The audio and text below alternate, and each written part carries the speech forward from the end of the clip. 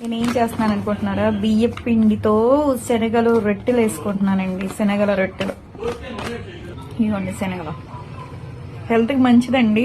సహజమైనంత వరకు చక్క శనగలు, పెసలు, మినపప్పు తింటే హెల్త్కి మంచిది. కొంచెం జీలకర్ర, కొంచెం కారం, కొంచెం వేస్తానండి. ఓకేనా? కొంచెం సాల్ట్, ఎక్కువ పట్టదులేండి. కొంచెం వాటర్.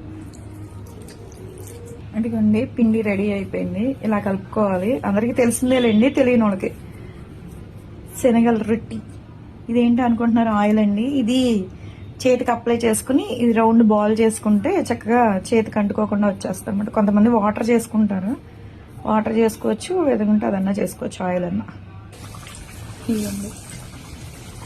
ఇంకా ఫ్రై అవ్వాలి. మెత్తగా కావాలంటే ఇలా తీసేసుకోవచ్చు. ఇంకా డీప్ ఫ్రై అయితే కొంచెం క్రిస్పీగా ఉంటుంది, బాగుంటుంది.